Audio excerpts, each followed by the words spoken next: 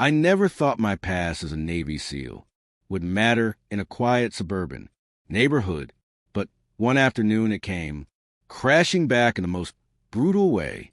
3 fake cops in tactical vests stormed onto my property pretending to enforce HOA law, and one of them made the biggest mistake of his life.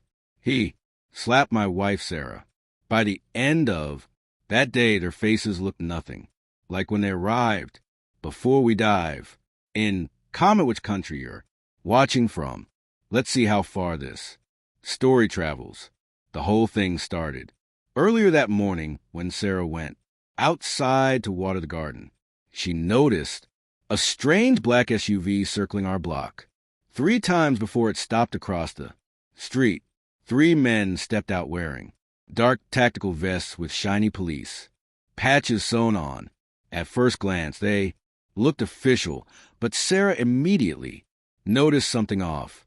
Their belts were cheap nylon with plastic holsters, and none of them carried radios. Real officers don't show up without communication gear. One of them, the tallest, walked straight toward our yard. "Ma'am, HOA compliance." "Inspection?" he barked, flashing a badge. "So fake it looked like it came from a toy store." Sarah asked calmly, "Since when does the HOA hire police officers?" That's when the second guy smirked and said, "We're not hired, lady. We are the law here." Sarah told them to leave, immediately reminding them that trespassing on private property without cause is a crime. Instead, the third one stepped closer, his hand resting on the fake baton at his side. When Sarah pulled out her phone to record them, he slapped it out of her hand. And then, in a moment that made my blood boil, he slapped Sarah across the face. That's when I came outside.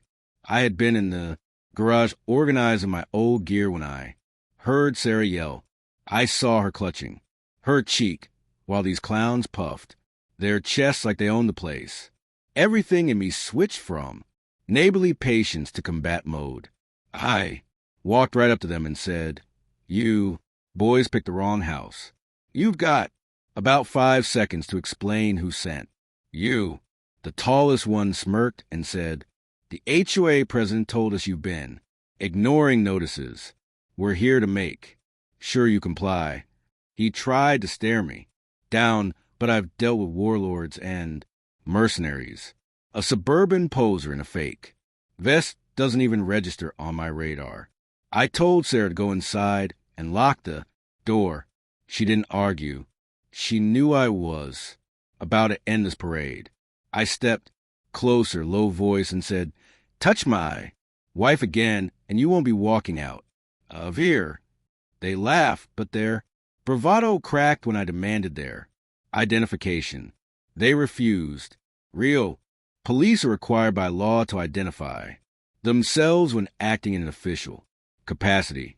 That's when I knew they weren't just trespassing. They were impersonating officers, a felony under federal law, and right there in broad daylight in front of half the block.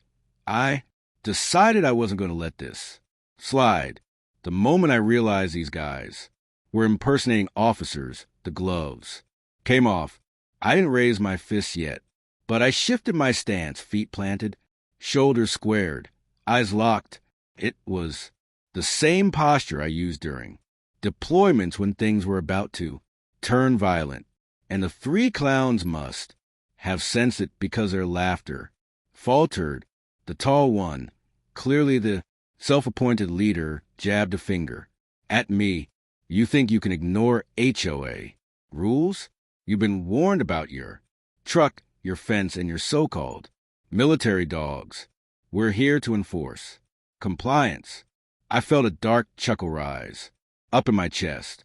"First of all," I said, my voice calm but razor sharp, "I park legally. My fence is within city code, and those dogs are service animals, protected under the ADA. Second," I stepped closer, forcing him back a step, "you're trespassing and impersonating officers. That's 10 years in prison if you're lucky." The shorter one tried to. Save face. You can't threaten us. We'll cuff you right here. He fumbled at the Velcro strap of his fake duty belt, pulling out a pair of toy-grade cuffs. That wouldn't hold a teenager. That was it. The last ounce of patience in me evaporated. I moved fast. My left hand grabbed his wrist, twisting it until the cuffs clattered to the ground, and my right elbow connected with his jaw in a clean, controlled strike. He dropped like a sack of bricks, groaning on the lawn. The second guy lunged, swinging his baton. I sidestepped, caught his arm mid-swing, and used his momentum to flip him over my shoulder. He landed hard on the concrete with a sound that silenced the neighbors gathering on the sidewalks. The leader froze, eyes wide. For a moment, he tried to keep the act alive. "You're assaulting officers," he shouted. I stepped into his space so close he could smell the sweat on me. "No, I'm stopping 3 criminals from assaulting my wife. Big difference." That's when Sarah appeared at the door, holding her phone back up, this time recording everything. "Already called the sheriff," she shouted. "They're on the way." The leader cursed under his breath and tried to bolt for the SUV. I wasn't letting him go that easy. I grabbed the back of his vest, yanked him off balance, and pinned him against the hood of his vehicle. He squirmed, but the truth was he had no training, just bravado and a stitched-on badge. By the time the real deputies arrived, 2 of the fakes were rolling on the ground, clutching injuries, and the third was face down on the SUV with my knee in his back. The deputies wasted no time. Guns drawn, they shouted, "Hands where we can see them." I raised mine immediately, stepping back while Sarah pointed out the 3 imposters. "Those are the guys. They hit me. They claimed to be cops." The deputies disarmed them, ripped the fake vests off, and within minutes, the truth spilled out. The ring leader cracked first. Under pressure, he admitted the HOA president had paid them cash to teach us a lesson. That was the moment I realized this wasn't just harassment.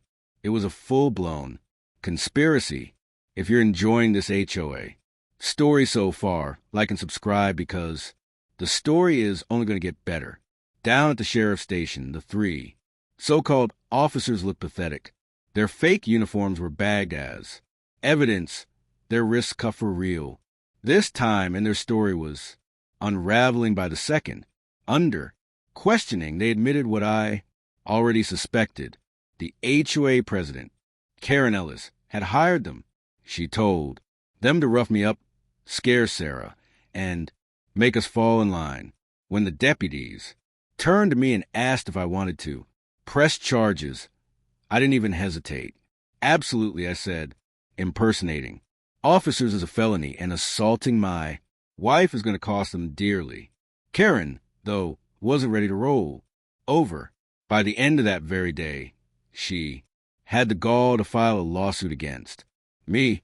She claimed I had used excessive force and damaged the reputation of the HOA. She even tried to argue that her hired thugs were security contractors, and I had overreacted. My attorney nearly laughed when he read the paperwork. "This is a gift," he told me. "We'll countersue for harassment, assault, and conspiracy.